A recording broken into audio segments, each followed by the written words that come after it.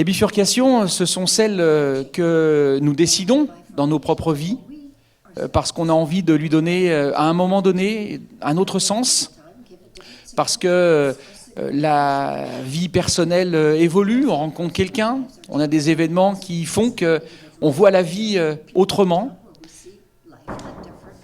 Et puis il y a aussi des événements internationaux.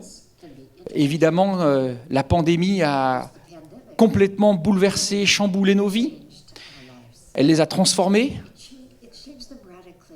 La guerre que nous connaissons en Ukraine nous a donné également une lecture nouvelle du monde, des rapports de force qu'on croyait appartenir à l'histoire ancienne. Et ces bifurcations, elles sont, dans un cas comme dans un autre, choisies ou subies. Alors peut-être qu'il faut les choisir avant d'avoir à les subir. L'un n'empêche peut-être pas l'autre. C'est le thème de cette conférence inaugurale. C'est aussi le thème de cette biennale. Et bien entendu, à partir d'aujourd'hui et jusqu'au 31 juillet, puisque pour la première fois, nous avons décidé d'ouvrir cette biennale sur 4 mois au lieu d'un, tout simplement pour encore mieux accueillir nos publics dans leur diversité, que vous soyez designer professionnel, que vous soyez étudiant, scolaire, que vous soyez chef d'entreprise, salarié, dans l'industrie, dans les services, dans les collectivités locales, que vous soyez tout simplement néophyte, amateur, que vous ayez envie de davantage comprendre ce que le design peut changer dans nos vies. Et ce que nous avons souhaité avec les équipes de Thierry Mandon, que je remercie et que je salue pour la bonne préparation de cette édition, c'est pouvoir accompagner chacun de ces publics de manière individualisée, personnalisée, pour qu'ils puissent en tirer le meilleur. 111 expositions, 250 événements, il y a de quoi venir et revenir lors de cette 12e édition, qui laisse une large place également aux étudiants de l'école, et j'en salue le directeur Éric Jourdan. Nous avons souhaité que les étudiants s'approprient également pleinement cet événement dans ce lieu, mais également dans l'ensemble de la métropole et de la région. Je souhaite également bienvenue aux 37 pays qui sont représentés à l'occasion de cette biennale, avec une mention particulière pour le continent invité, l'Afrique, avec un regard qui, j'en suis convaincu, a énormément à nous apprendre. Alors je vous souhaite, puisque c'est la première journée, une excellente biennale à toutes et à tous. Profitez-en. Le thème qui vous est proposé cette année, au-delà de ce qu'il peut nous apporter sur un plan culturel, artistique, économique, philosophique, je le pense, peut aussi nous amener énormément en bouleversant peut-être certaines certitudes dans nos vies et nous rendre différents et, espérons-le évidemment, meilleurs. Je vous souhaite à toutes et à tous une belle journée et une très belle biennale.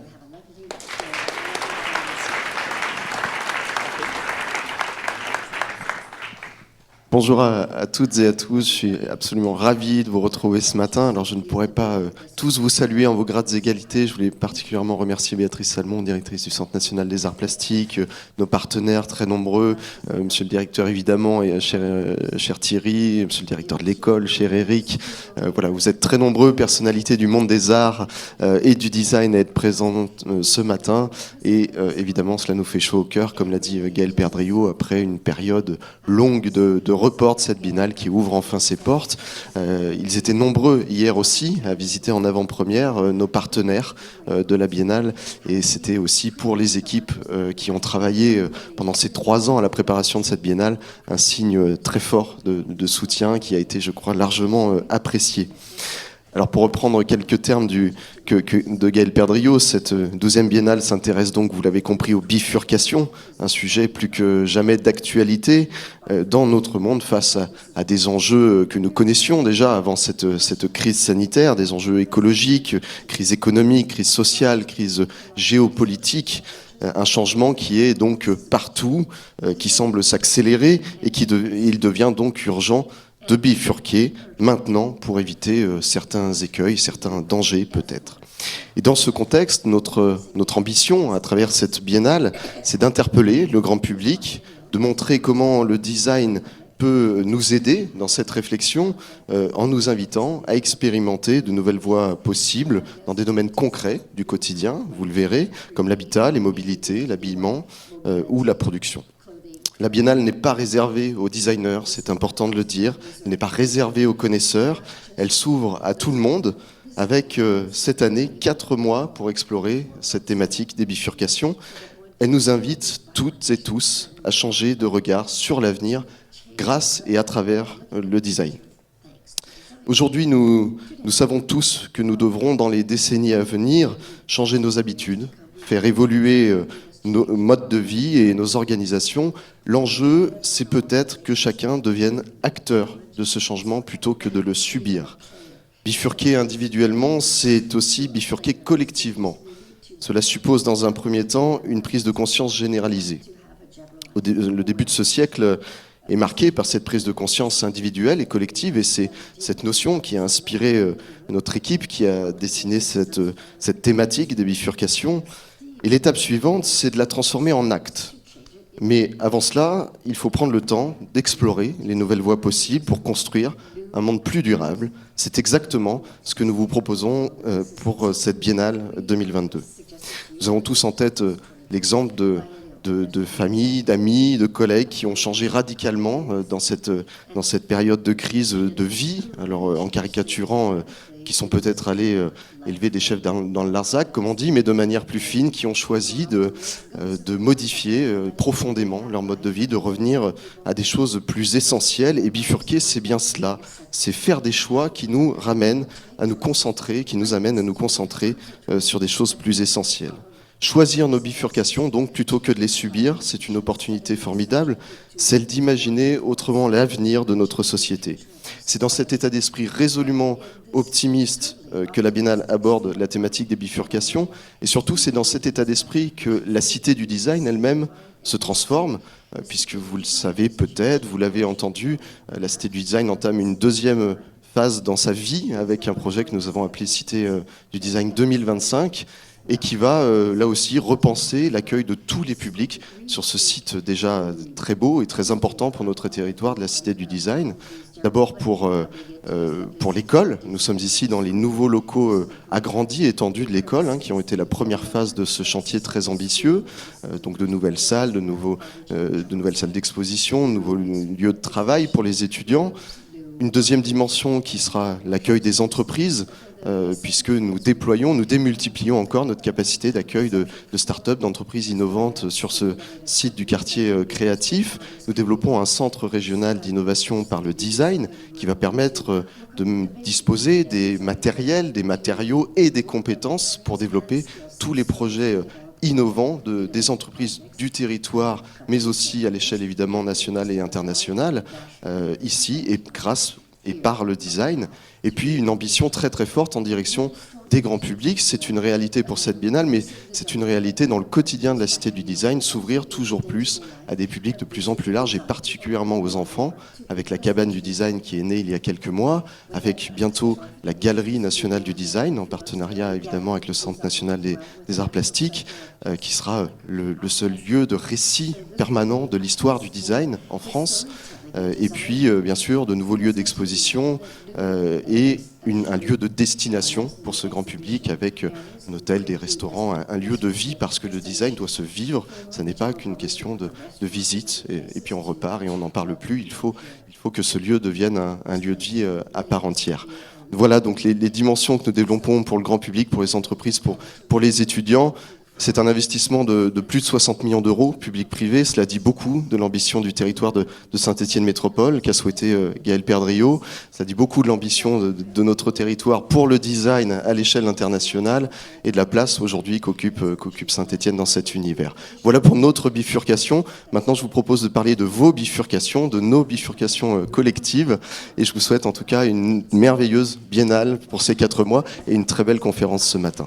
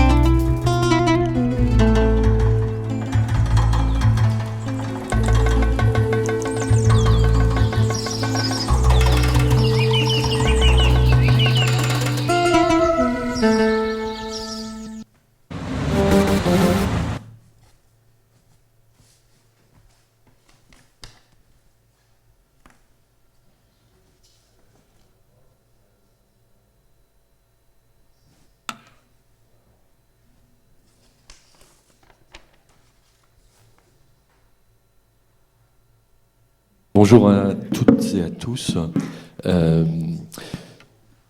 J'ai le plaisir d'accueillir Olivier Péricot, à qui on doit beaucoup de choses dans cette biennale. Vous l'avez compris, qui a bénéficié d'une année supplémentaire pour être prête, mais dans des conditions difficiles. Pour autant, Olivier Péricot est donc designer, il dirige le pôle recherche de la Cité du Design. Vous voyez ça inscrit, c'est le directeur scientifique de cette 12e biennale.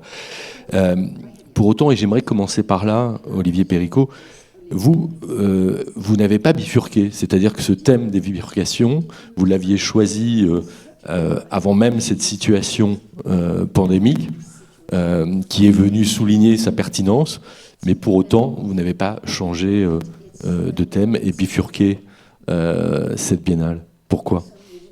Alors on l'a un petit peu changé quand même, parce qu'on était parti de manière assez enthousiaste sur cette idée de bifurcation, parce que c'est une notion qui est souvent portée par les designers. On va changer de paradigme, on va penser les choses autrement. Et c'est de cette façon qu'on avait abordé au départ le projet. Et puis l'événement Covid nous a tout fait vivre une expérience commune, mondiale, complètement extraordinaire. Et on a senti qu'on ne servait pas à grand-chose en tant que designer, et on n'est pas les seuls. Il y a énormément de métiers qui sont trouvés comme ça sur la touche pendant cette période-là. Et le monde a continué de tourner, et la planète se portait pas plus mal aussi pendant ce moment-là. Donc on a revu un petit peu notre façon de poser la thématique, et du coup on n'a pas forcément fait une grande bifurcation, mais on a fait un petit virage, et on s'est dit il y a des formes de radicalité subtiles, faibles, diffuses, qu'il va falloir montrer. Et c'est plutôt là que ça va se situer, c'est-à-dire qu'on n'est plus dans le grand geste fort du design il y a des années 2000 et 2010 où les objets s'imposaient, les propos étaient très ostentatoires comme ça. Et on a vu beaucoup de projets très discrets qu'il fallait aller regarder de près et prendre le temps de regarder. C'est ça qui a conduit, au fond, qui a dicté les choix à la fois scientifiques, esthétiques, artistiques que vous avez pu faire pour organiser et proposer cet ensemble d'expositions en particulier ? Oui, alors c'est une biennale avec des commissaires, et chaque commissaire suit une voie, une idée qui lui est propre, et donc on a vraiment une diversité de propositions. On a des choses parfois qui sont contradictoires d'une exposition à une autre, mais c'est le jeu de la biennale. On vient voir un ensemble de propositions et avec des façons de faire émerger les choses très différemment.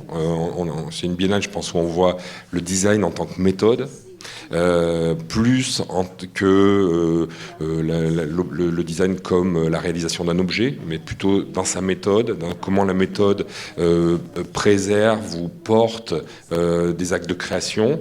Et ça, je pense que c'est peut-être un petit peu la façon dont on peut évoluer un peu sur la définition du design et accompagner le public vers cette définition. Sortir de l'objet décontextualisé et penser l'objet en tant qu'élément de système ramifié, de relations, etc.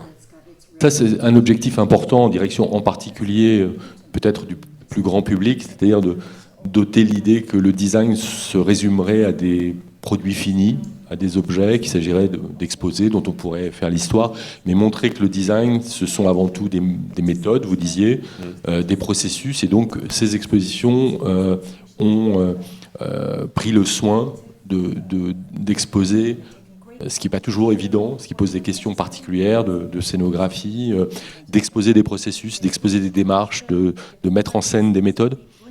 Oui, alors on a justement invité aussi bien des historiennes qui ont un mode de présentation très spécifique de l'exposition. On a donc plutôt muséal qui permet à tous les gens qui ont fait une expérience de musée de se retrouver en fait avec des codes qui sont déjà connus pour comprendre la proposition. On a des approches de designers intégrés au sein de l'entreprise qui nous aident nous aide à chausser les lunettes du designer, c'est-à-dire regarder comme lui et essayer de comprendre de l'intérieur comment un produit apparaît. On va avoir des propositions très foisonnantes où il faut passer du temps, où on a une énorme générosité d'objets, de scénarios, etc. Par exemple, à travers le travail des travaux des étudiants designers qu'on peut retrouver dans certaines expositions et qui sont des façons de voir que personne n'a lâché l'affaire pendant cette période du Covid en termes de réflexion, et que la reprise de post-Covid, justement, est très importante en termes d'imaginaire et de questionnement. Alors, vous-même, on va avoir l'occasion de revenir lors de cette conférence qui sera structurée en 3 temps dorénavant sur un certain nombre des expositions les plus importantes par leur volume, par leur propositions, et vous en avez mentionné certaines. Vous-même, vous êtes prêté au jeu du commissariat d'une de ces expositions dont on parlera tout à l'heure avec Anne Chagnolo. Peut-être un mot, Olivier Péricot, pour terminer sur cette décision de faire en sorte que cette biennale dure pour une fois beaucoup plus longtemps.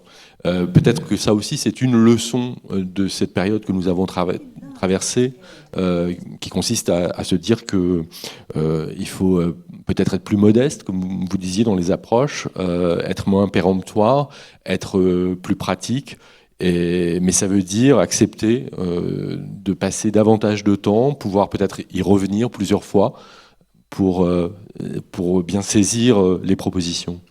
Oui, alors c'est pas un statement de dire on est plus modeste, c'est juste un constat.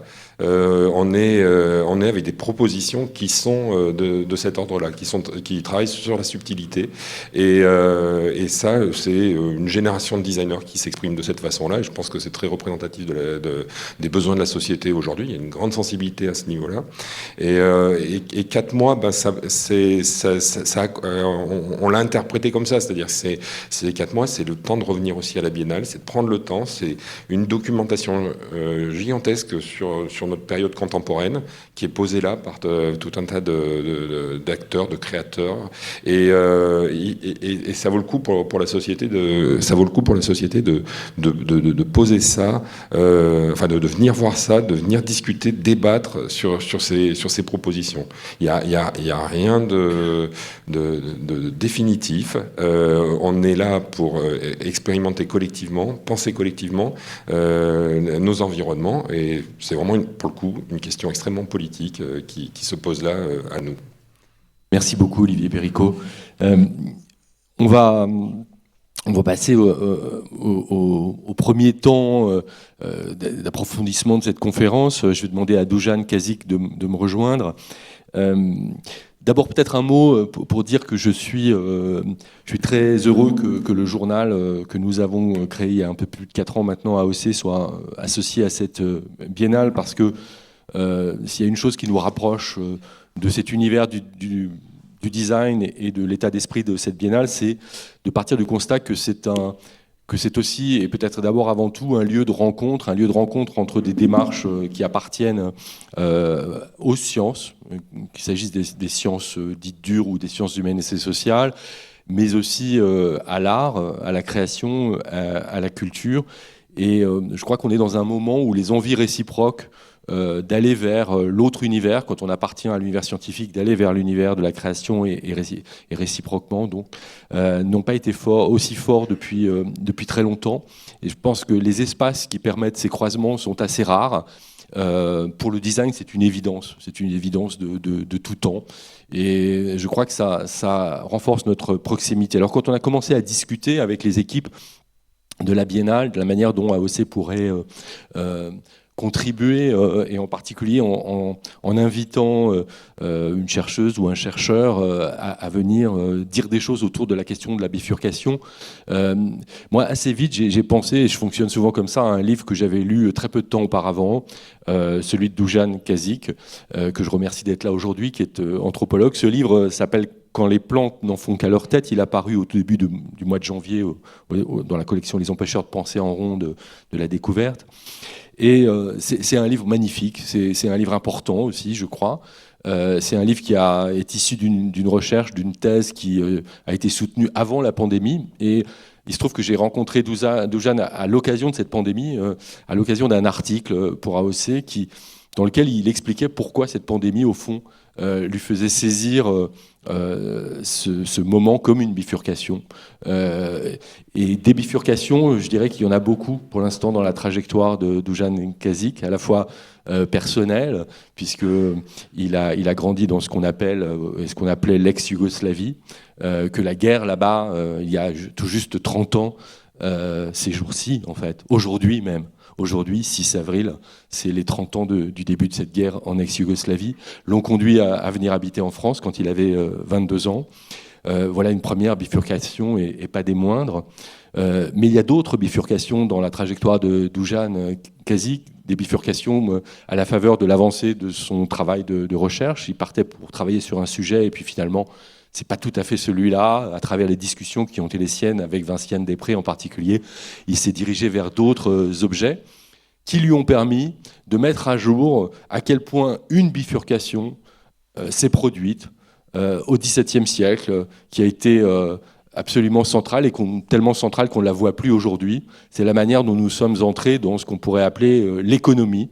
Ce fut une bifurcation qui a commencé par l'agriculture, il nous en dira quelques mots, mais qui a concerné toutes les sphères d'activité et qui est tellement, encore une fois, évidente que on ne se rend pas compte, sauf que quand il se passe des choses comme la pandémie, on commence à se rendre compte qu'il est temps, comme dirait Bruno Latour, un autre chercheur proche de Dusan Kazik, de se déséconomiser, c'est-à-dire de bifurquer dans l'autre sens et de sortir de cette emprise globale qu'a l'économie sur nos vies. Voilà quelques bifurcations. Je laisse tout de suite la parole à Dusan Kazik. Je vous remercie. Alors, donc, bonjour à toutes et à tous. Tout d'abord, bien évidemment, je voulais remercier les organisateurs et organisatrices, mais aussi à Sylvain Bourmont pour cette invitation. Et je suis très heureux de participer à l'ouverture de cette biennale, d'autant plus, évidemment, qu'elle porte sur des bifurcations. Cela tombe bien, car mon travail de recherche, effectivement, porte sur une bifurcation, si on entend par ce terme abandon d'une voie pour en suivre une autre. Ma bifurcation porte alors sur le fait de passer de la production à l'habitabilité sur cette terre, en lien avec les autres humains. Dans cette nouvelle voie, les humains ne produiront plus pour vivre et nous vivrons plus sous l'auspice de l'économie, ce qui n'empêche pas de se nourrir et de prospérer, bien évidemment. Rassurez-vous, il ne s'agit pas de vous ramener à la chasse et la cueillette et de vous faire grimper sous les arbres. Alors, donc, le but est de se déséconomiser après 250 ans de déconomisation que nous avons subi de la part des sciences modernes au sein de notre monde. D'où le sous-titre de mon ouvrage, « Concevoir un monde sans production ni économie ». Dans cet ouvrage, il s'agit plus précisément de concevoir une agriculture de relations en lien avec les plantes, en rompant avec le paradigme de production issu du savoir économique et poser les premiers jalons théoriques pour concevoir de tels mondes radicalement nouveaux. Alors, certes, vous me direz, le projet est ambitieux, mais je pense que le monde actuel nous demande d'être ambitieux afin d'ouvrir les possibles. Toutefois, je suis triste de constater que le contexte actuel, je rigole, mais en fait, ça ne veut pas du tout dire, c'est-à-dire la guerre en Ukraine, ferme la possibilité de concevoir de tels mondes. C'est la raison pourquoi il me semble-t-il légitime de commencer par justement la guerre en Ukraine. Cela me permettra de vous montrer concrètement à quel point nous sommes tous hors sol dès qu'on parle de la production agricole, d'une part, mais aussi de vous montrer comment la gauche et les sciences sociales sont piégées sous cette question de production et d'économie, ce qui fait qu'à chaque fois il parle de la bataille politique, il fait automatiquement tomber dans le moralisme. C'est la raison pourquoi je me suis pris de modifier un peu le titre initial de cette présentation, l'intitulant Les vivants, la guerre, la production et l'impossible écologie. Alors, vous avez tous remarqué que le prix du blé, du colza, du maïs, s'affole pendant la guerre, quand on découvre que l'Ukraine est un pays agricole avec la plus grande superficie de terres arables d'Europe et on cultive des céréales. Les experts craignent que les pénuries alimentaires, notamment dans des pays africains très dépendants du blé ukrainien.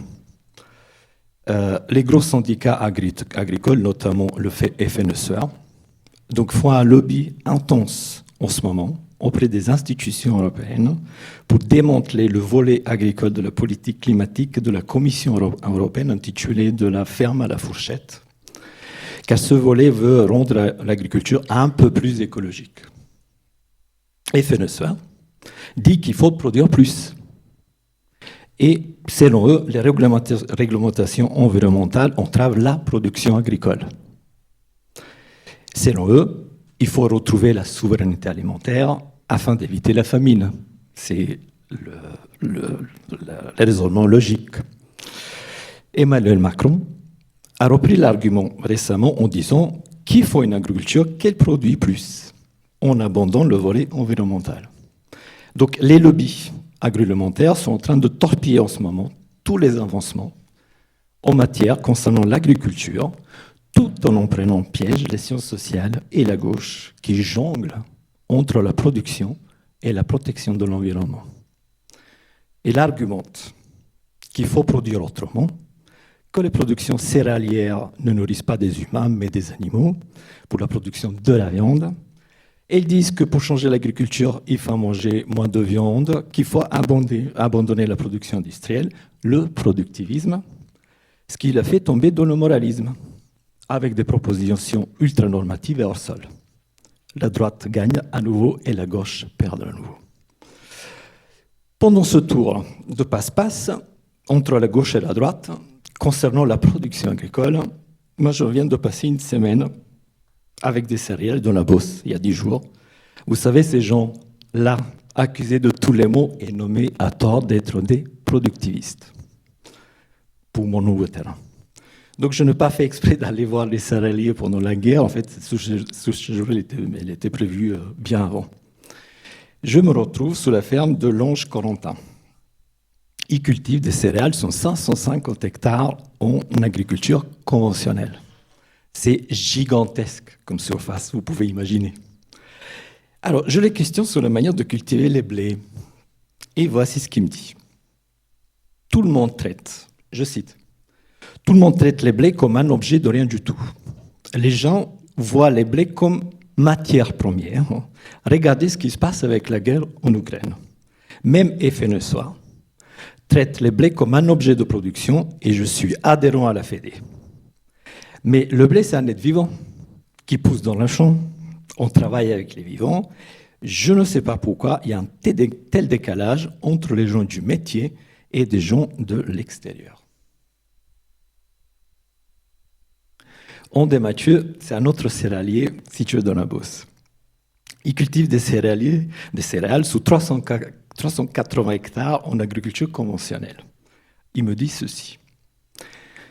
Les gens nous voient comme des producteurs de la matière première. Le problème est que pour nous, le blé n'est jamais de la matière première. C'est un être qui vit, et puis vous savez, le blé, c'est intelligent. Il y a quand même un problème dessus. Je ne sais pas comment expliquer cela. On parle de rendement, de potentiel de rendement, des prévisions de rendement, mais nous, dans notre intime, on sait que cela ne veut rien dire et que c'est très abstrait. Et c'est très imprévisible car le blé s'en fout de rendement. Il sortira si toutes les conditions sont réunies. Sinon, il ne sortira pas. Et les blés ne sont pas des objets. Le champ n'est pas une usine. Nous, on travaille à ciel ouvert. C'est pour ça qu'on prend des assurances contre les intempéries, contre le gel. Le pays est dépendant du blé et les gens de l'extérieur ne peuvent pas comprendre cela. Je cite les entre guillemets. Donc nous voici au cœur du problème, où la gauche et la droite, des gens de l'extérieur voient l'agriculture au travers de concepts de production Et moi, je vois l'agriculture au travers de processus de co-domestication, en prenant au sérieux ce qu'ils me disent les paysans, afin de montrer cette interdépendance entre les paysans et leurs plantes. Donc, deux mondes parallèles sont engagés ici. L'un où la production est le seul horizon, et l'autre, le mien, qui se conçoit au travers des rapports coévolutifs entre les paysans et leurs plantes. Alors, pour opérer cette rupture paradigmatique, comme il a dit Sylvain Bourmont, avec le concept de production, je me suis appuyé sur une enquête, effectivement, qui portait sur des relations sensibles entre les paysans et leurs plantes en France. Donc, je montre que les plantes et les paysans ne sont jamais dans un rapport de production, comme affirment les recherches portant sur l'agriculture depuis l'invention de la discipline économique au XVIIIe siècle, mais dans un rapport de co-domestication. Les paysans domestiquent les plantes, mais les plantes domestiquent les paysans à leur tour, et cela dure depuis la nuit du temps. L'exemple banal, pour montrer cela, c'est quand les paysans ils partent pas en vacances. Ils ne sont tenus par la plante. Sinon, la plante, ils vont mourir, les paysans ils ne peuvent pas survivre. Dans ce livre, donc, je décris les relations que les plantes tissent avec les paysans et paysannes autant qu'êtres animés et dotés d'une puissance d'agir jamais réduite à une ressource inerte et désanimée.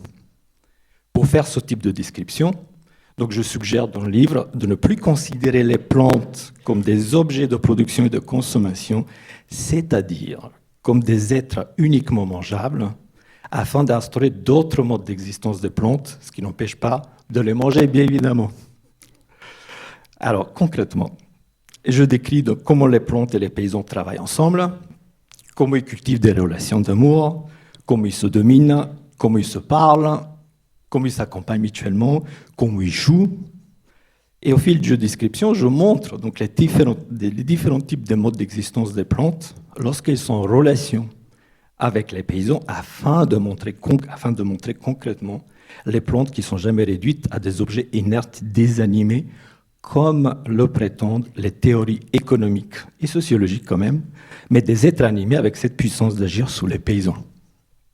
En révisitant le conflit ontologique qui opposait le monde paysan d'un côté et les élites de l'autre qui décrivaient l'agriculture au travers des récits économiques nouvellement constitués.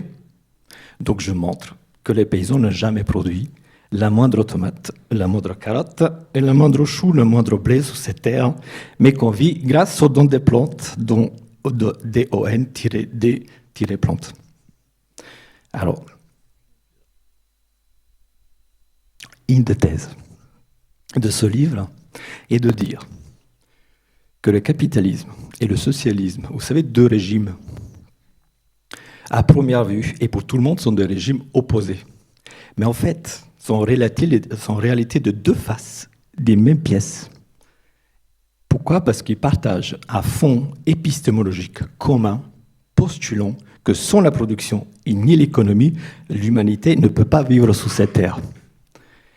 Par exemple, le régime de Cuba et les Occidentaux sont d'accord sur ce point-là.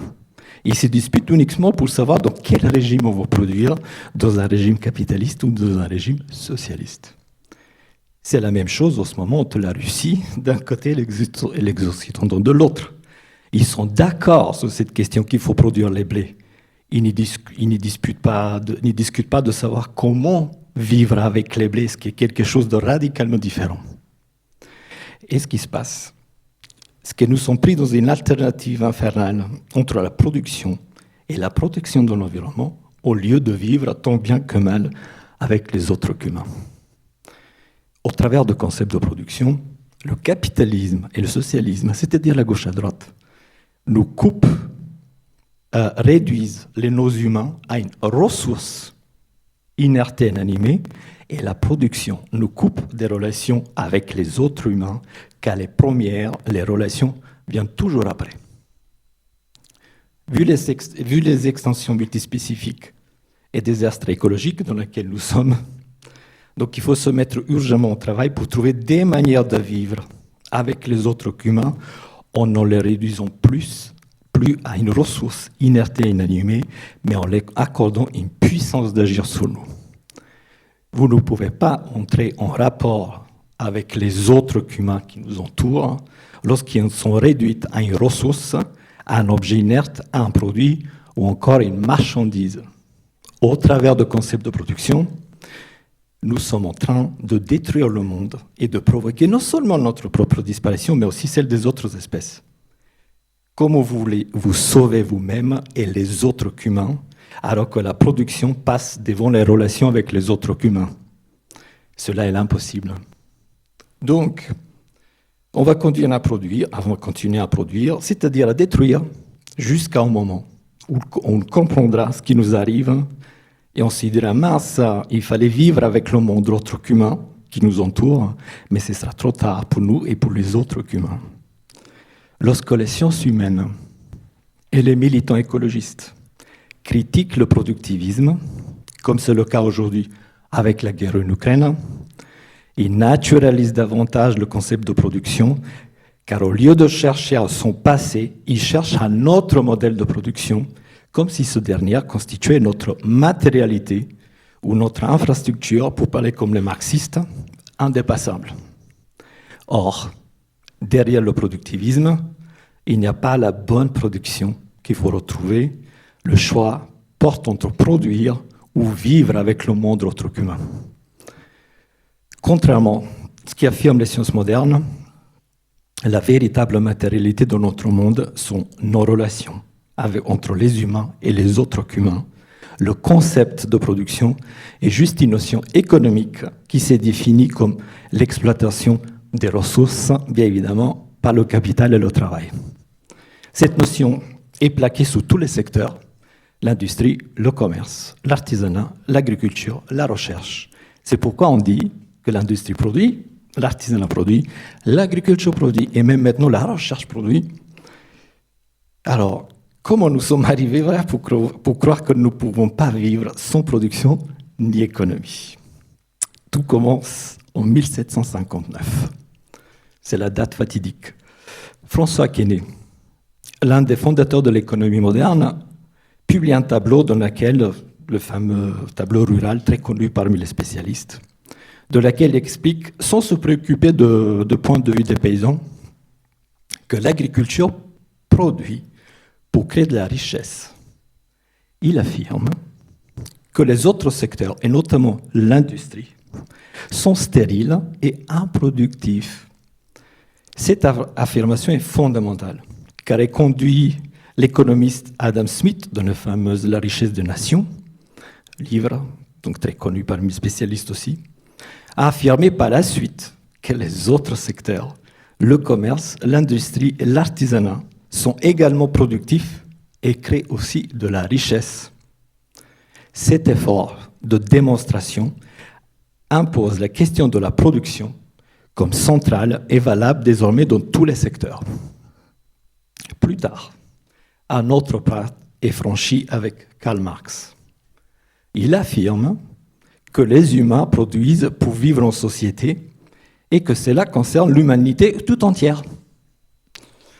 En écrivant cela, il naturalise le concept de production qui devient constitutionnel à la nature humaine.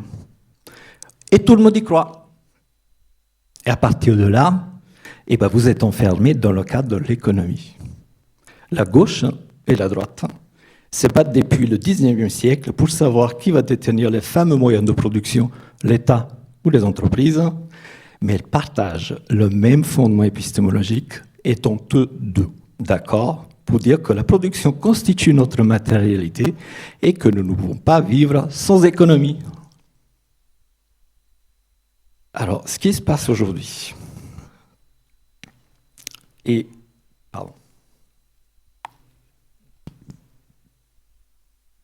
Donc, ce qui se passe aujourd'hui, c'est qu'on confond sans cesse l'économie en tant que discipline, que j'écris avec un gros E, inventée au XVIIIe siècle, avec la sphère de l'économie, que j'écris avec un petit e, et qui désigne cet espace purement fictif, inventé en même temps que l'économie. C'est censé être partout et nulle part à la fois, s'ajoutant soi-disant à celle de la politique et de la science. Cet espace fictif dans la doxa marxiste est considéré comme notre infrastructure qui organise nos moyens de production, se situant en dehors de la société. Donc les économistes néolibéraux et progressistes sont d'accord sur l'existence de cette sphère fictive, autonome, donc qui se fâche uniquement pour savoir de quel régime on va produire dans le socialisme ou dans le capitalisme. Pour sortir les sciences sociales et la gauche du piège dans lequel l'économie les enfermait depuis le XVIIIe siècle, je propose de devenir éco-agnostique, c'est-à-dire de ne plus croire ce qu'ils disent les économistes, peu importe s'ils sont de gauche ou de droite, afin d'ouvrir une page blanche pour redécrire ce monde autrement en se débarrassant des explications économiques. Avec la chute du mur, la droite a gagné, la gauche a perdu.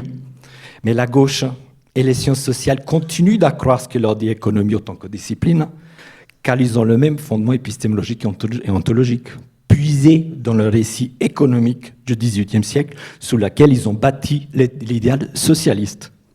Aujourd'hui, ils critiquent les récits économiques sans être capables de proposer de nouveaux récits pour contrer les réalités économiques. Concrètement, la gauche et les sciences sociales croient profondément que les entreprises produisent des marchandises et croient qu'on vit dans des sociétés de marché et croient que les humains sont les seuls êtres qui travaillent dans ce monde et croient que les capitalistes extorquent la plus-value dans les entreprises et croient que les rapports de production déterminent les rapports de classe et croient à la libération du marché et des marchés libres et ne peuvent rien changer tant qu'elles continuent de croire ce qui dit l'économie, raison pour laquelle les sciences sociales et la gauche sont en train de disparaître, tandis que le pouvoir de l'économie ne cesse de grandir. C'est la raison pourquoi je dis dans mon livre qu'il faut entamer une reprise anthropologique pour savoir dans quel monde on vit. En effet, si vous n'en croyez plus au récit économique, vous n'avez pas la moindre idée dans quel monde on vit. Il s'agit de se dégager de cette sphère fictive qui est l'économie. Par exemple, il n'y a aucun sens de dire que les activités des entreprises sont des activités économiques. C'est comme si je disais que les activités des entreprises sont des activités anthropologiques et qui dépendent de l'anthropologie. Aucun phénomène n'est par nature économique. Inventer des nouveaux récits, des nouvelles histoires, c'est donc créer des réalités nouvelles pour contrer les réalités économiques. C'est ce que j'essaie de faire dans mon livre avec l'agriculture. L'excellente nouvelle est que s'il est possible de déséconomiser l'agriculture, on peut le faire avec tous les autres secteurs. Mais pour faire cela, il faut faire des déplacements épistémologiques et politiques considérables, tout en faisant preuve d'une immense imagination pour fabriquer de nouveaux récits.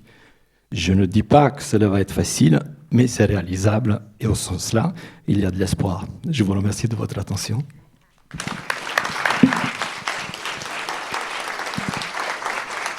Merci beaucoup, Dujan Kazik, pour cette proposition de bifurcation et pas des moindres à l'issue de cette réflexion. On va continuer d'explorer les propositions de la Biennale à travers deux tables rondes qui nous permettront de réunir pour chacune d'entre elles des commissaires de ces expositions. Donc je vais demander pour la première table ronde à Catherine Rossi, à Florian Trollet et à Franck Oundegla de me rejoindre. Et merci. Et je voulais vous indiquer que un nouveau lien vous a été envoyé par mail vers la traduction des propos en anglais que certains des participantes en l'occurrence vont tenir, donc puisque l'ancien lien ne marchait pas, donc vous avez dû recevoir par mail et vous pouvez, en vous connectant sur Vimeo via vos smartphones et avec des écouteurs, accéder à une traduction simultanée. Merci à tous les trois. Catherine Rossi, qui est historienne du design et qui enseigne à l'université de Kingston, à côté de Londres, au Royaume-Uni. À côté d'elle, Franck Oundegla, qui est scénographe, designer, qui est docteur en architecture et qui... Donc, pardon, j'ai oublié de dire, Catherine Rossi est l'une des 3 co-commissaires de l'exposition At Home, dont nous allons parler. Franck Oundegla, donc, qui lui est le commissaire de l'exposition Singulier Pluriel dans les Afriques contemporaines. Et enfin, Florian Trollet, qui travaille à la recherche et au développement chez Salomon et qui a, pour cette biennale, conçu l'exposition Dépliage, corps à corps avec l'objet industriel. Peut-être vous pouvez prendre des micros, si vous voulez bien. Tout à l'heure, Olivier Péricot parlait des différentes approches du design que cette biennale a proposé de déployer. Et parmi ces approches, il indiquait une approche dont on ne peut pas se passer, qui est absolument fondamentale, qui est l'approche historique, qui permet de replacer la situation contemporaine dans une histoire du design. Et c'est vraiment cette approche, je crois, Catherine Rossi, que vous avez adoptée pour l'exposition At Home, dont je vous laisse nous expliquer les enjeux. Merci Sylvain, aussi au Cité du Design. At Home est une exposition sur la signification de la maison ou le domicile hier, aujourd'hui et demain. Et je fais avec mes co-commissionnaires Jana Schulze et Penny Spark. Et at this point, I speak in English because my French isn't so good. But we explore the meanings of the home. On a exploré ce que ça veut dire la maison, the idea the home, of utopia, avec différents of concepts, shelter or appui or un abri ou quelque chose qui protège l'identité, well-being and le sustainability. bien-être et And we la think about how durabilité design and aussi. Et on pense au design et l'architecture pour que ces choses collent ensemble. J'expliquerai. Franck Oudnegla. Oui, Oudnegla. bonjour. Je vous laisse aussi nous expliquer. Là, l'enjeu est un enjeu géographique pour le coup. On passe de l'histoire à la géographie, et une géographie considérable, puisque c'est pas celle d'un pays, c'est à l'échelle d'un continent, et un continent vastissime qui est l'Afrique. Donc comment vous y êtes pris, quelles étaient pour vous les choses saillantes, les choses importantes pour cette exposition? Oui, l'exposition Singulier pluriel dans les Afriques contemporaines traite de nouvelles façons de concevoir, de produire, pardon Douchan, d'habiter et d'habiter. Et ces nouvelles façons sont des voies, en tout cas des propositions pour améliorer le cadre de vie du plus grand nombre. Donc ce sont des projets, on va dire, progressistes dans leurs intentions. Et surtout, ils se situent entre des tactiques d'adaptation et des stratégies de transformation plus globales des territoires. Et quand on parle de territoire, s'agissant du continent africain, une des interrogations est de savoir si c'est parce que le continent a une forme reconnaissable que finalement on lui attribue une entité, ou si finalement c'est un accident, on va dire, visuel, graphique, qui lui donne une réalité. C'est pour ça que je parle d'Afrique, dans les Afriques contemporaines, parce que c'est aussi une façon de montrer une diversité de pratiques, une diversité de contextes géographiques, culturels, et finalement de montrer que des projets localisés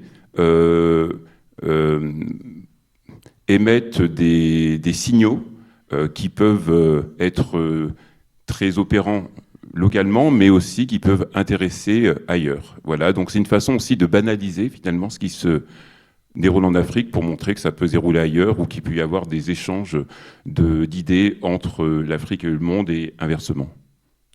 Florian Trollet, quelle approche vous avez choisie pour cette exposition titrée Dépliage au pluriel? Donc c'est des séries d'expositions qui ont lieu lors de toutes les biennales, qui veulent expliquer, décrire comment les designers travaillent, les designers intégrés.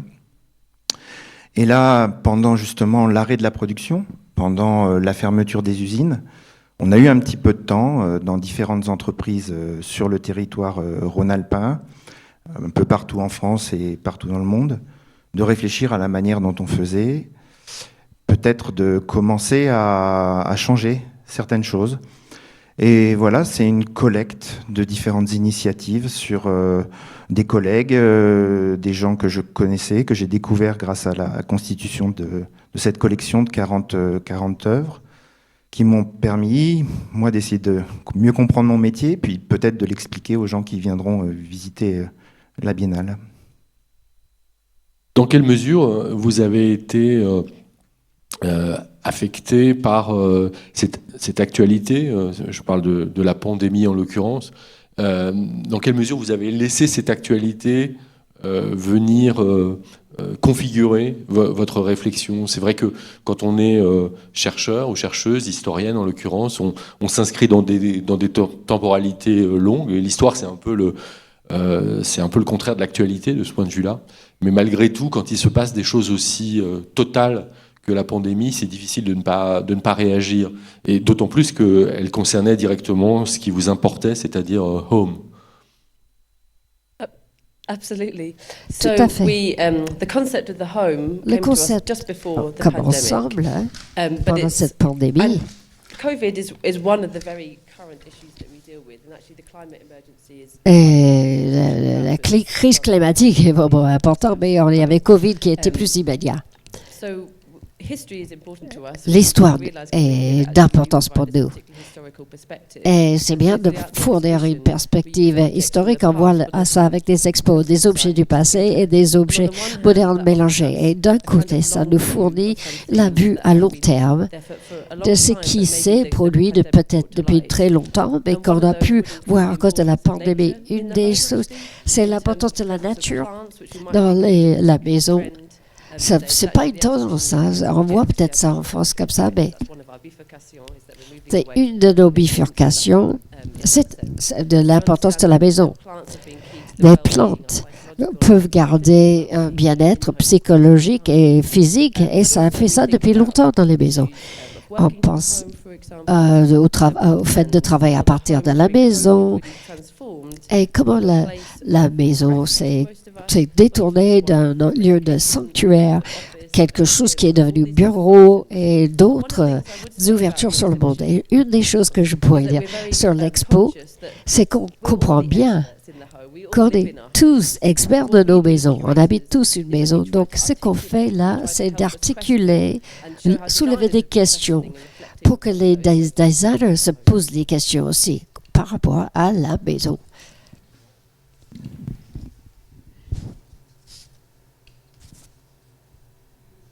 Comment vous avez... alors, il y a cette actualité plus récente de la pandémie dont on parlait, mais il y a la question, évidemment, centrale, qui est celle du climat, dont j'imagine qu'elle intéresse tout autant ceux que vous êtes allés rencontrer et qui travaillent dans des contextes différents en Afrique. Et elle occupe quelle place aujourd'hui dans les démarches des designers que vous avez choisi de montrer ?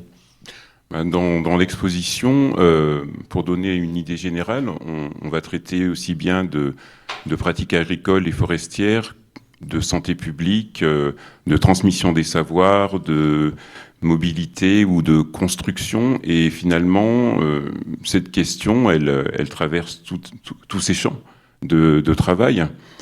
Et les propositions, que vous pouvez voir dans l'exposition, on va dire celles par exemple qui traitent sur la conception de grandes infrastructures agroforestières ou d'autres qui traitent plutôt très localement d'améliorer l'habitabilité des maisons en faisant bifurquer des matériaux de construction, donc en partant de matériaux existants, de produits de construction existants, mais en les transformant de l'intérieur, donc en les faisant bifurquer. Finalement, on se rend compte qu'il y a plein de propositions qui abordent cette question, mais à des échelles très différentes. Qu'en est-il pour vous elle m'a semblé sauter aux yeux aussi, cette centralité de la question climatique dans ce que vous présentez. Oui. Avec le corps comme outil de mesure, nos corps. La planète est constituée en grande partie d'eau, nos corps aussi.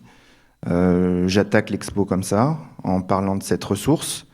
L'eau potable, l'eau non potable, l'eau qu'on va payer ou l'eau qui sera à disposition, ça va être quelque chose de crucial pour la performance sportive, mais pour la nutrition, le bien-être, l'hygiène. Voilà, je ne pouvais pas commencer sans eau. Et puis ensuite, s'habiller, c'est une fonction par rapport à notre métabolisme, notre physiologie, mais aussi c'est une fonction sociale. Et avec la fin ou la disparition de certaines ressources, la fermeture de certaines usines de production, c'est comme le blé. C'est-à-dire que maintenant, c'est la matière qui design les vêtements et pas les designers qui designent les vêtements. C'est-à-dire c'est qu'est-ce qui reste et comment on l'utilise. Donc j'ai bien aimé cette référence à ce blé vivant qui agit sur les agriculteurs. Et c'est un petit peu un des biais qui est décrit par les hirondelles qui sont présentes, c'est des designers qui sont présentes dans mon expo, où elles identifient les stocks morts dans les usines et elles les réutilisent pour faire des mini-collections, pour vider les caves poussiéreuses et ne pas reproduire ou réutiliser de nouveaux matériaux. Et encore après, 2 autres parties pour terminer cette expo. Bouger, se remobiliser après le confinement. Donc comment consciencieusement on va remettre le corps en mouvement. Et dernièrement, on termine l'expo sur une note positive, le soin et des démarches assez illustrantes et intéressantes qui ont vraiment réveillé les designers. J'ai une question pour tous les trois. En entendant Dušan Kazik, on réalise à quel point on vit dans ce monde où l'économie est importante, où cette discipline qu'est l'économie est parvenue à discipliner beaucoup de choses. Nos corps, l'espace, beaucoup de choses. Et en même temps, c'est le signe d'une... On le sait, d'une division du travail de plus en plus poussée, de logique de spécialisation de plus en plus affirmée. Et moi, ce qui me frappe en découvrant une biennale comme ça, c'est que, au fond, le design est l'un des endroits qui refuse cette spécialisation, qui affirme d'abord le principe de la curiosité dans son rapport au monde, qui va à la rencontre de toutes les disciplines, et qui refuse d'en choisir une spécialement. Il me semble que, de ce point de vue, le design comme lieu de rencontre et de croisement entre toutes ces spécialisations entre lesquelles on serait forcé de choisir, offre peut-être plus que d'autres lieux la capacité à identifier les bifurcations possibles, plutôt que de ne même pas les percevoir dès lors qu'on est plongé dans la discipline économique, on ne voit pas très bien comment en sortir. Et le seul moyen peut-être de le voir, c'est de croiser ces approches. Est-ce que c'est ça que la démarche spécifique du design vous apporte les uns les autres? Oui, tout à fait. En ce qui concerne notre exposition, nous avons inclus des œuvres de designers, des architectes, des artistes, artisanat. On sait que c'est un secteur énorme, c'est un support, mais dans quelques œuvres, on montre que nous avons une compréhension du monde très variée. On parle des thèmes comme la politique, juridique, l'économie. Et une des premières choses que vous allez voir dans notre exposition, c'est un film de Martha Rosmer, des années 80. Et donc, elle pose une question qui ne devrait pas l'être. La question, c'est est-ce que le logement est un droit humain? Et c'est la question qu'elle posait aux États-Unis dans les années 80. Et donc, elle illustre ce qu'il faut poser cette question. Et même à l'époque, les sans-abri étaient déjà un problème, et c'est encore plus un problème aujourd'hui. Donc, elle montre que le langage visuel du design, par le biais de ce langage, elle a montré que les subventions ont baissé. Donc, ça nous montre qu'on vit dans un monde très complexe. Donc, il faut s'exposer à tous ces autres éléments pour être plus puissant et se responsabiliser. Personnel, je suis partisan de la déspécialisation, notamment dans l'enseignement du design. Pour moi, c'est une discipline qui doit être conçue, perçue, enseignée de façon très transversale, parce que les designers sont ils sont disciplinés ou disciplinaires, mais en même temps, ils ont la vocation de pouvoir partir de là où ils sont pour aller ailleurs. Et le designer, c'est un des spécialistes finalement, et c'est ce qui m'intéresse aussi dans le design. Et pour revenir à l'exposition, je vais prendre juste 2 exemples. Je présente 2 prothèses. Une prothèse bionique et une prothèse esthétique. Et là, on a deux façons de répondre à la dégradation du corps à la suite d'un accident ou d'une maladie. D'un côté, une réparation fonctionnelle, mécanique, et de l'autre côté, une réparation esthétique. Donc d'un côté, on va redonner un pouvoir d'action à un membre, et de l'autre côté, on va restaurer l'aspect, on va dire, visuel d'une personne, ce qui va lui permettre de retrouver une forme de dignité ou de confiance en elle. Et finalement, ces deux prothèses ont été faites par des personnes qui ne sont pas designers, mais qui, dans leur démarche, dans leur méthode d'élaboration, sont, pour moi, dans le champ du design. On a d'un côté un ingénieur en mécanique qui est allé du côté de la santé, et on a un ancien maquilleur d'effets spéciaux au Nigeria, qui travaillait sur des films de Nollywood, qui est allé, on va dire, de la production, on va dire, de faux cadavres pour des films vers la production de prothèses esthétiques. Et pour moi, c'est un exemple aussi de design, parce que finalement, même si tout n'est pas dans tout, on peut identifier, en dehors des designers, des professionnels qui ont des démarches de design, et les designers aussi ont la capacité d'aller voir les autres, des ingénieurs, des architectes, des chercheurs en sciences humaines ou en sciences dures, etc. Et c'est ce qui fait aussi la richesse de cette discipline. Florian Trollet. Alors, en tant que designer intégré, pour le coup, il faut se pencher sur les sujets, il faut se spécialiser un minimum si on veut comprendre et changer les choses. Donc la thèse inverse, passer du temps sur le métier, revenir sur l'ouvrage. Aujourd'hui, je fais des chaussures chez Salomon depuis très peu de temps. J'essaye de comprendre ce que les chaussures nous font, ce qu'on fait à nos chaussures, cette relation qu'on a avec ces objets, et rentrer dans la problématique de la bifurcation dans la chaussure, c'est quoi ? Mais tout simplement, utiliser de la matière recyclée, c'est très facile. Tout le monde peut le faire, tous les créateurs d'objets, elle est à disposition, cette matière recyclée. Il y en a partout.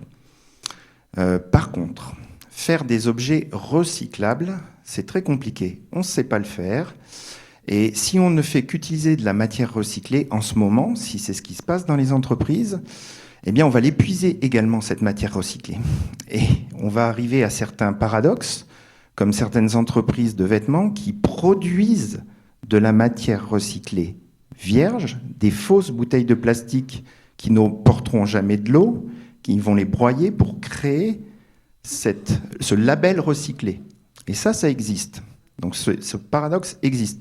Donc si on veut sortir de ça, le designer doit se spécialiser, doit comprendre exactement comment est fabriquée, par exemple, une chaussure, de combien de composants elle est constituée, qu'est-ce qu'on va pouvoir réduire, simplifier, bien sûr sans vous enlever ce confort que vous adorez, sans alourdir vos pieds, et puis en vous promettant un certain nombre de kilomètres. Et l'enjeu, il est là, c'est faire des objets recyclables, donc qui vont utiliser bien sûr de la matière recyclée, mais qui pourront être recyclés.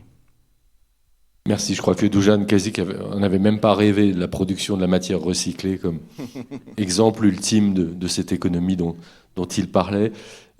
Merci à tous les trois. On va poursuivre avec une seconde table ronde et se poser des questions de méthode de design aussi. Merci.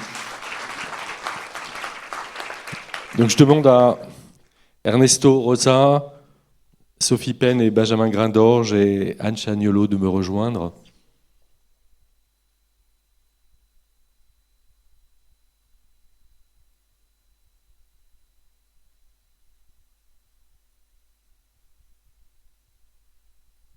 Alors justement, on a 3 nouvelles expositions dont on va parler. On va peut-être parler un peu plus cette fois avec vous 4, mais approchez-vous de méthode, du design comme méthode. Je voulais commencer avec Ernesto Rosa parce que tout simplement, on ne pouvait pas imaginer meilleure transition avec le mot-clé de cette conférence, qui est production, à l'intérieur de la production. Qu'est-ce que vous entendez par production dans ce cas-là ? Bonjour tout le monde, je vais parler en anglais, je suis désolée. Donc, pour moi, la production est un lien avec la notion de la connaissance. Et ce que je cherche à faire est utiliser ma pratique pour être en dialogue avec des communautés, donc parler avec eux et utiliser notre pratique de design pour disséminer et avoir un dialogue avec eux et pour transmettre ces informations. Donc production pour moi dans mon exposition, c'est la production de connaissances. Donc c'est assez différent de la production au sens économique du terme, même si c'est le même mot. Mais quel a été l'enjeu de cette exposition que vous avez conçue ici, dans cette école où vous êtes enseignant, vous êtes designer, théoricien du design, mais également enseignant ici? Oui, I'm responsible of the third cycle of the school. I'm working with a collective of 12 students and producing Azimuth. It's a journal of design research that we are producing here for 30 years. 10 ans. Donc, quand j'étais invité par le Biennale de travailler sur la notion de production, je voulais voir ou explorer une condition de production qu'on voit aujourd'hui. Ça veut dire créer des conditions dans notre espace afin de garantir un niveau de productivité pendant 4 mois avec des artistes, des designers, des architectes pour parler de la notion de la production aujourd'hui et le rôle du design à l'intérieur. Donc, on parle de la production, mais plutôt de l'angle de la recherche. On va peut-être passer la parole à Sophie Pen pour qu'elle nous explique ce que, avec Benjamin Grain-d'Orge, vous avez voulu faire avec cette exposition dont le titre est « Le monde sinon rien » pour un Bauhaus du vivant et dans lequel la dimension de la relation aux étudiants est très forte également. Le monde ou rien, c'est le titre d'une chanson de PNL qui dit on est voué à l'enfer, l'ascenseur est bloqué au paradis.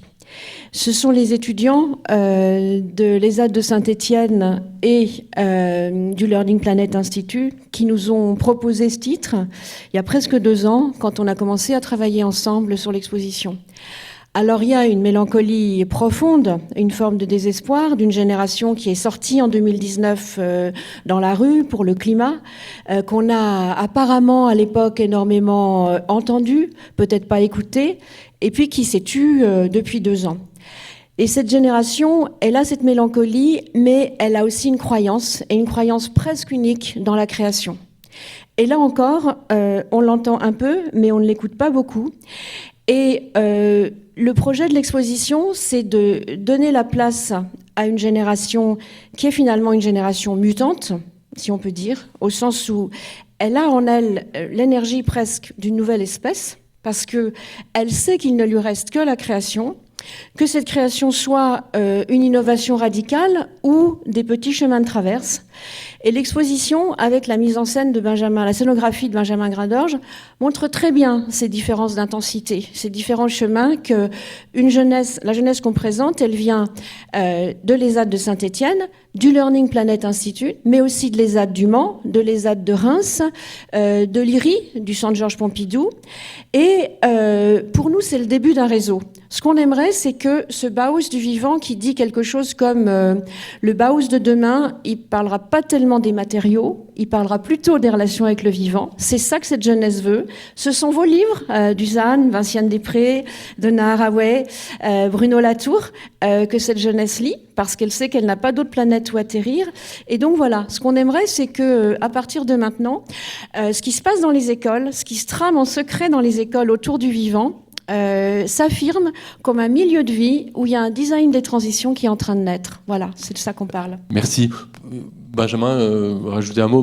Donc, Sophie Pen enseigne au Learning Planet Institute et vous enseignez ici dans cette école. Oui. Et vous avez conçu la scénographie notamment de cette exposition. On a conçu ensemble la scénographie. On a essayé de proposer un territoire. Alors, ceux qui ont la chance de visiter l'exposition se rendront compte qu'en fait c'est une sorte de territoire fantasmé qui représente en fait ce que nous ne voyons pas, mais que nos étudiants peuvent voir au travers de leurs projets. On a eu une position assez, en tant que commissaire, assez ferme en disant que nous ne savions pas parce qu'on ne sait plus. Et en fait, au travers des projets de fin d'études de nos étudiants, on allait fabriquer une sorte de cartographie de ce que pourrait être l'ambition, les enjeux et les inquiétudes de nos étudiants. Donc voilà, ce qu'on a peut-être fait, c'est juste un écrin de protection où les étudiants, les projets de fin d'études de nos étudiants étaient peut-être l'endroit qui allait nous révéler le chemin qu'on devait suivre. Anne Chaniolo, vous avez co-conçu avec Olivier Péricot cette exposition auto-fiction sur l'automobile. Tout à l'heure, Dujan Kazik parlait de l'importance des récits, des contre-récits. Je crois que c'est aussi un mot très important pour vous dans votre réflexion et dans ce travail. Absolument. Alors, je suis navrée, je vais devoir laisser le micro à Olivier, parce que j'ai perdu ma voix hier. Donc, j'espère qu'il va bien faire le travail.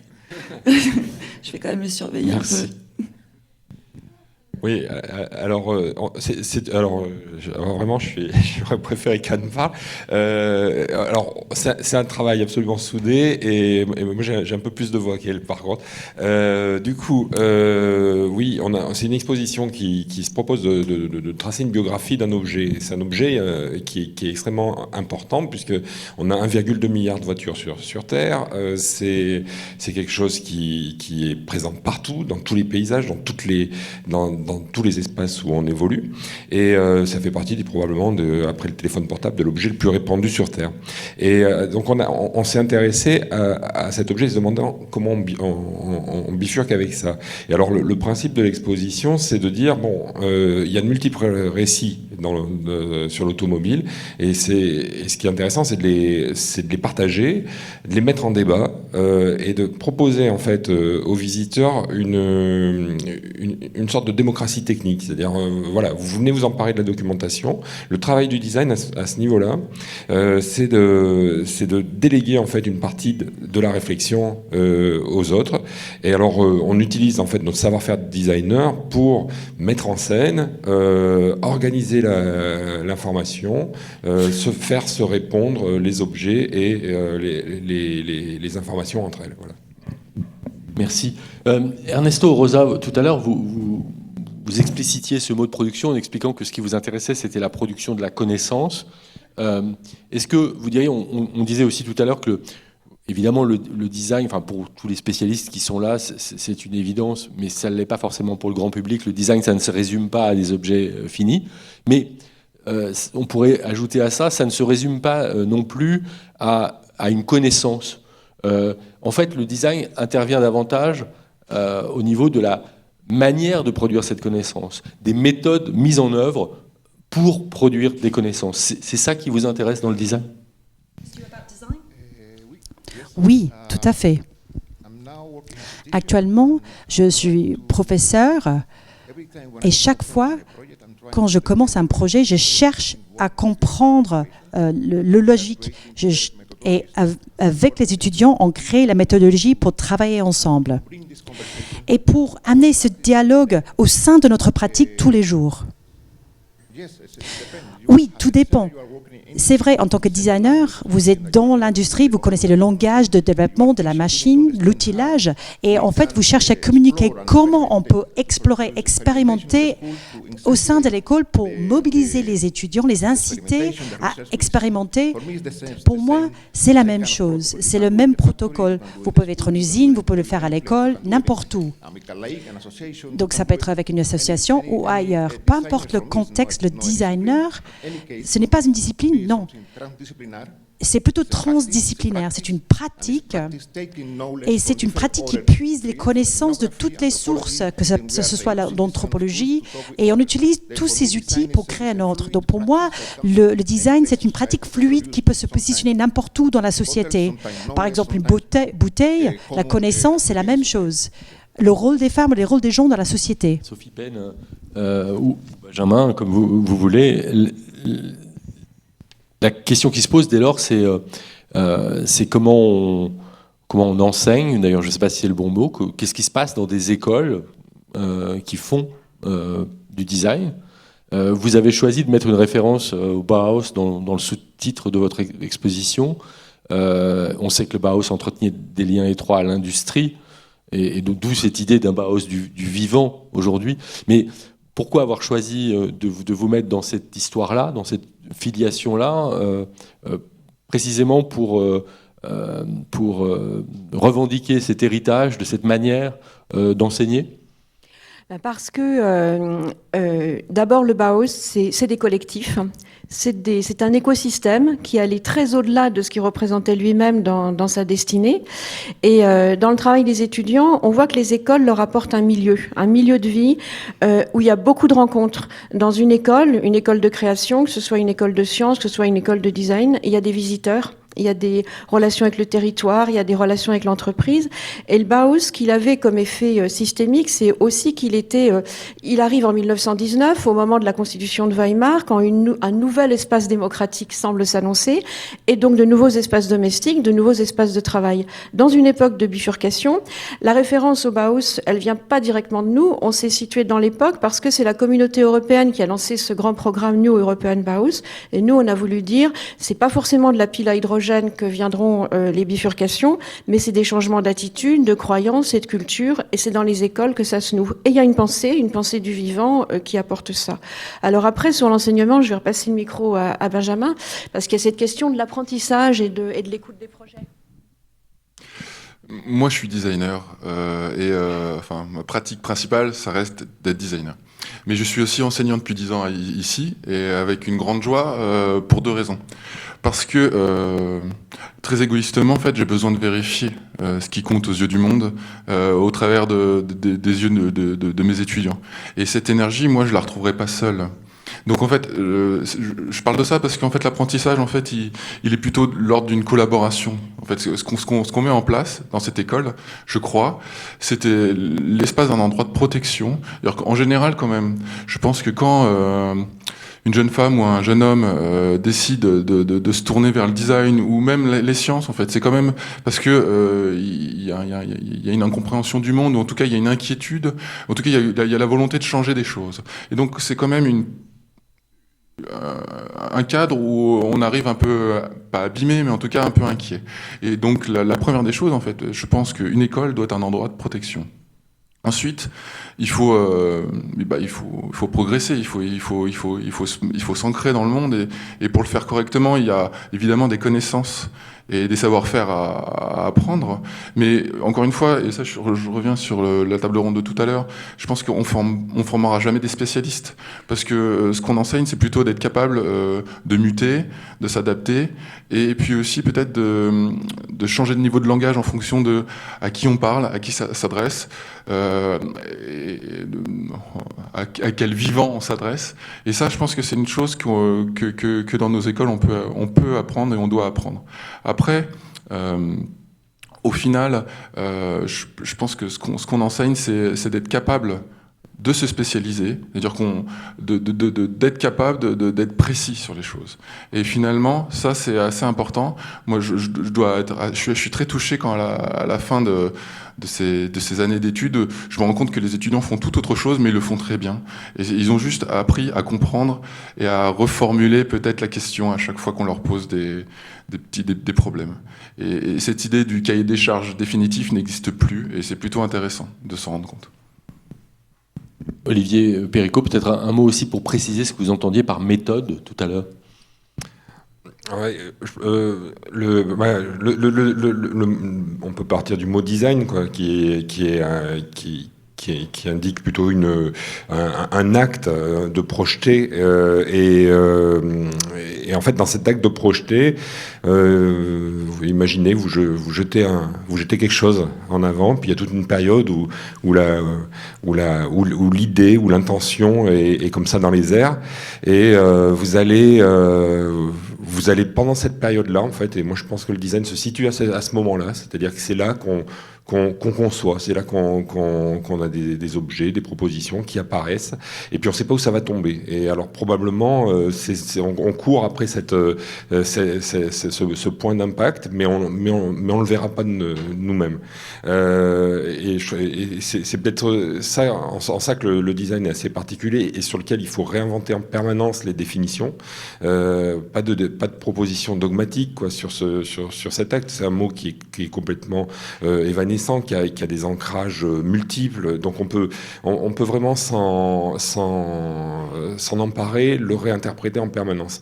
Et là, en l'occurrence, sur cette biennale, on le réinterprète d'une autre manière. On a dit tout à fait autre chose sur le design il y a 5 ans, il y a 10 ans, etc. Et c'est peut-être ça qu'il faut retenir. C'est-à-dire que là, on propose des méthodes. Dans ces méthodes, on prend le design comme une méthode, et à l'intérieur de la méthode, on essaye de préserver l'acte de création, ou au moins de le grandir, ou de le rendre effectif. Et c'est un petit peu toutes ces stratégies qu'on va voir ici. Ernesto Rosa, je crois que vous avez récemment co-signé avec Olivier Péricot un article sur la question du design et de l'anarchie.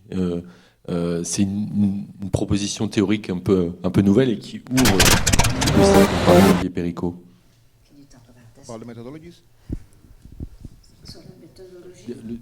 Sur le design et l'anarchie, en fait, l'anarchie dans le design. Ok.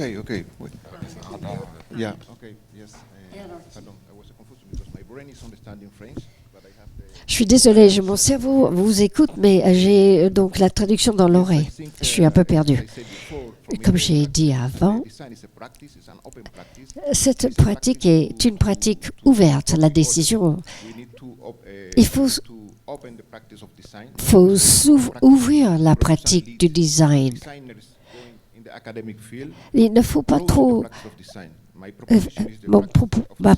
Ma proposition, c'est d'ouvrir la compétition de ces pratiques comme anthropologue. Un anthropologiste a suggéré une anarchie reconnue pour que des gens pensent. Il faut prendre l'information et le mettre quelque chose, le vectoriser pour que cette information soit communiquée. Et donc, il s'agit d'une anarchie picturale à partir du design. C'est ça mon idée. Peut-être Sophie Penn, pour terminer cet échange, j'aimerais vous poser la question de la façon dont ces expériences, en l'occurrence cette exposition, le travail avec les étudiants dont vous parliez, mais de façon plus générale, peut-être les apprentissages de ces lieux particuliers que sont ces écoles, peuvent être vus et considérés comme des laboratoires pour l'enseignement de manière plus générale, pour les apprentissages de manière plus générale, parce que en fait, on en est, en France en particulier, assez éloigné dans la structuration disciplinaire de l'éducation nationale. C'est sûr que si on lit par exemple les programmes des candidats à la présidentielle sur l'éducation, on nous parle de renforcer les fondamentaux, on nous parle d'une école qui en fait n'existe pas, qui est une école fantasmée par des systèmes de contrôle, mais on a parlé pendant tout le temps de notre exposition d'école de création, parce qu'on a voulu faire un lien constant entre d'abord les sciences et les arts, et c'était illustré par Noémie Sauve, qui est l'artiste invitée, dont la pratique traverse l'exposition, qui est justement une artiste qui travaille avec les scientifiques de Tara sur la question de l'observation de la barrière de corail. Donc on voit des artistes qui vont avec des méthodes d'enquête très proches des scientifiques, sur le terrain, qui collectent des données, qui les dessinent, qui les organisent. Et les écoles de création, pour nous, c'est ça. C'est-à-dire, c'est des écoles, finalement, qui sont dans la lignée du pragmatisme de John Dewey. C'est-à-dire que on est mu par une question forte, et maintenant, on considère la jeunesse mue par des questions essentielles, et on part à la rencontre des connaissances, et du coup, on en produit d'autres, et du coup, on produit un territoire, et du coup, on réorganise ce territoire. On a la conviction que dans toutes les écoles, même qui ont l'air les plus classiques, je pense que tous les pédagogues ont compris que dans les écoles, on ne fait plus semblant et que ce qui est proposé, c'est important et ça a des applications directes.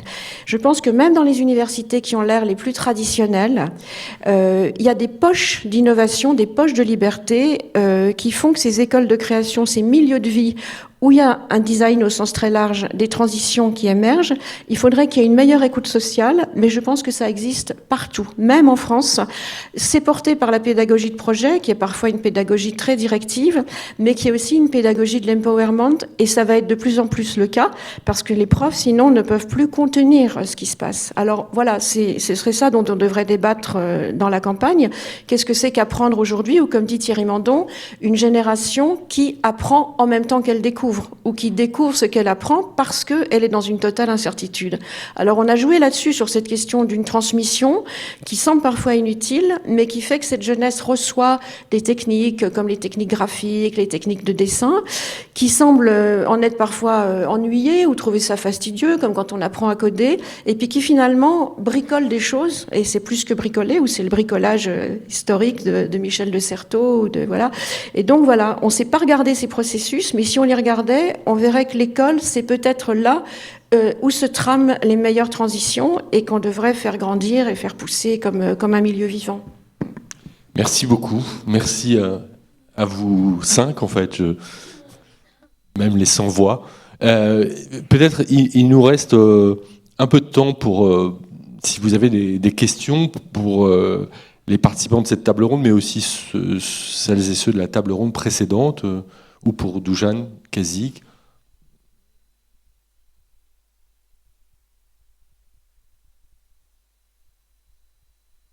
Oui.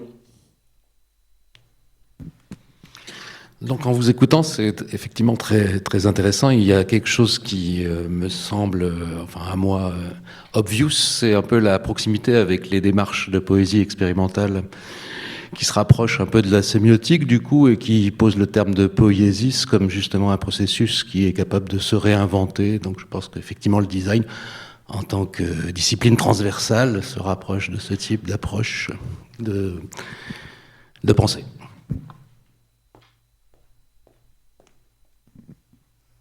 Avec plaisir. Merci pour votre remarque. Est-ce qu'il y a d'autres questions, remarques ?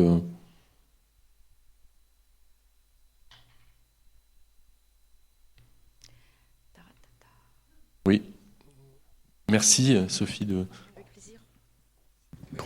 C'est plutôt juste une réflexion à partager. J'espère vraiment que tous les dirigeants d'entreprises, grandes, moyennes ou petites, auront envie de venir à cette biennale, car je pense que les entreprises ont énormément besoin de designers.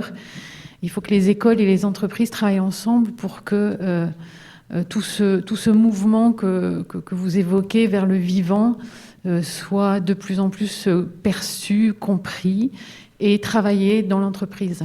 Vous voulez dire un mot, Florian Trollet, puisque vous êtes présenté comme designer intégré. Alors moi je ne suis pas forcément familier de ce vocabulaire. Ça veut dire designer qui travaille à l'intérieur d'une de ces entreprises.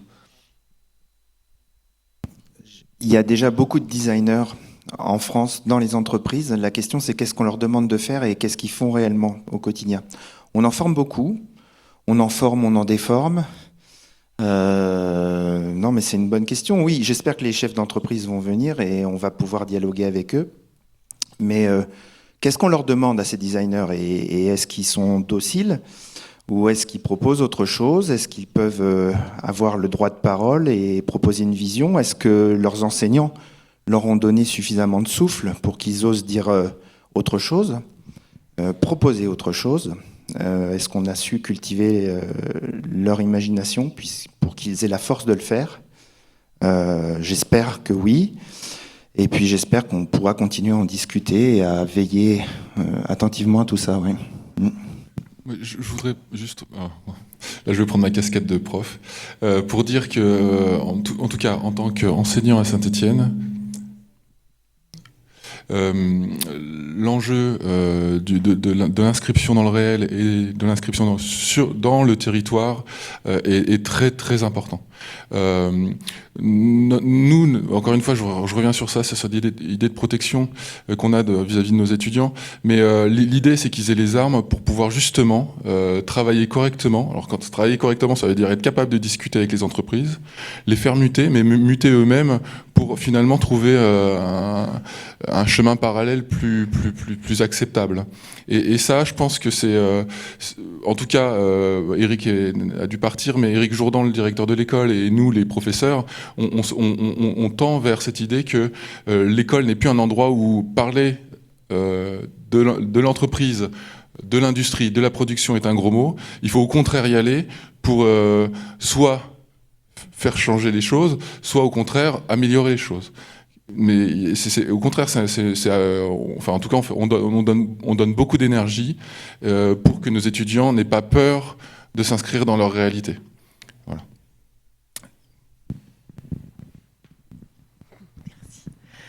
Bonjour, Elisabeth Guyon, je suis designer et binôme avec Benjamin et donc enseignante à l'ESADS. Et cette question, elle nous touche beaucoup. Moi, je suis arrivée à l'ESADS il y a 3 ans, donc avec une longue pratique professionnelle avant. Et en fait, une des choses qui me semble vraiment importante, c'est que ce qui est en train de se transformer, c'est que les designers ne devraient pas, mais sont devenus des professionnels qui répondent à des commandes qui ont été réfléchies en amont, et qu'aujourd'hui, en fait, ce qu'on est en train de voir à travers le positionnement de nos étudiants, c'est qu'en fait, ils réfléchissent, ils interrogent, ils créent des formes tout azimut, des artefacts qui permettent de réfléchir la définition de nos besoins, en fait. Donc, comment on peut faire bouger les lignes de manière à ce que le designer n'arrive plus en bout de chaîne. Alors, on a parlé des entreprises, mais ça vaut énormément aussi pour toutes les politiques publiques et toutes les questions d'intérêt général. Comment est-ce que les designers peuvent être intégrés dans la réflexion le plus en amont possible? Voilà, et ça, c'est quelque chose qui nous meut beaucoup dans la pratique avec la diversité des masters qu'on fait à l'ESADS.